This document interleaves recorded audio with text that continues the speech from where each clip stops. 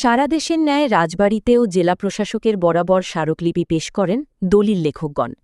আজ ১৮ই আগস্ট মঙ্গলবার বেলা ১১টার সময় রাজবাড়ী জেলার দলিল লেখক সমিতি সভাপতি জনাব রেজাউল ইসলাম মিন্টু ও সাধারণ সম্পাদক মোহাম্মদ মাসুদ মোল্লার নেতৃত্বে রাজবাড়ী জেলার সদর উপজেলাসহ গোয়ালন্দ, পাংশা, বালিয়াকান্দি, কালুখালীর সাব রেজিস্ট্রার অফিসের দলিল লেখক সহ বাংলাদেশ দলিল লেখক সমিতির কেন্দ্রীয় কমিটির ভাইস প্রেসিডেন্ট বাবু সুব্রত কুমার উপস্থিত ছিলেন। এ সময় দলিল লেখকগণ ৭ দফা দাবির স্মারকলিপি জেলা প্রশাসকের বরাবর পেশ করেন। আজকে বাংলাদেশ দলিল লেখক কেন্দ্র কমিটির নির্দেশ মোতাবেক সারা বাংলাদেশে আমাদের দলিল লেখক সমিতি ৭ দফা দাবি বাস্তবায়নের জন্য আমরা মাননীয় জেলা প্রশাসক রাজবাড়ী আমরা ওনার মহোদয়ের কাছে আমরা স্মারকলিপি প্রদান করেছি। আমাদের জীবন জীবিকা নির্বাহ, আমাদের দলিল লেখকদের ন্যায্য দাবি ৭ দফা দাবি বাস্তবায়ন করার জন্যে আমরা যাতে এটা দ্রুত বাস্তবায়ন হয় এই কারণে আমাদের মাননীয় জেলা প্রশাসকের মহোদয় মাধ্যমে আইন মন্ত্রণালয় এটা আমরা প্রেরণ করছি, আবেদন করছি। আমাদের কার্যক্রম এবং আমাদের উদ্দেশ্য যাতে সফল হয়, সারা বাংলাদেশে ২ লক্ষ দলিল লেখক এখানে আছেন, তারা আমাদের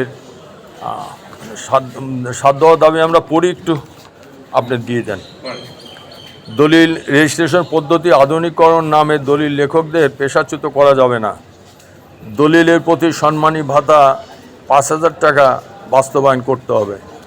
লাইসেন্সপ্রাপ্ত দলিল লেখক ব্যতীত অন্য কোনো দলিল লেখক মুসাবিদা করতে পারবে না ও দলিল রেজিস্ট্রি করার জন্য দাখিল দিতে পারবে না, এই মর্মে প্রজ্ঞাপন জারি করতে হবে।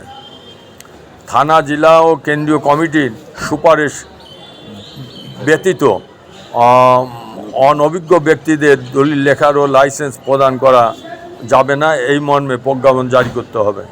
থানা ও জেলা কার্যালয়ে সরকারি খরচায় দলিল লেখকদের বসার ও নামাজের স্থান নির্মাণ করে দিতে হবে।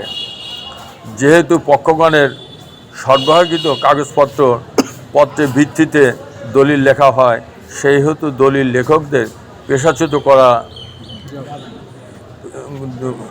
দলিল লেখকদের পেশাগত দলিল লেখক কাউন্সিল গঠনের অনুমতি দিতে হবে। আমি মহান স্রষ্টার কাছে প্রার্থনা করি আমরা সবাই, যেহেতু আমাদের এই ৭ দফা দলিল লেখকদের এই ৭ দফা দাবি সারা দেশে এটা বাস্তবায়ন হোক এবং সকল দলিল লেখক তার পেশার কাজ সে সুন্দরভাবে করবে এবং আমাদের দ্বারায় পাবলিক সাধারণ লোক যাতে সুন্দরভাবে আমাদের এই কাজ করতে পারে নির্বিঘ্নে, সেই আশা ব্যক্ত করে আমি আমার সংক্ষিপ্ত সকলকে ধন্যবাদ জানাই। আমি প্রশাসনকে আমাদের পক্ষ থেকে সালাম জানাই। আমি এখানে সংক্ষিপ্ত বক্তব্য এখানে শেষ করছি। ধন্যবাদ সবাইকে।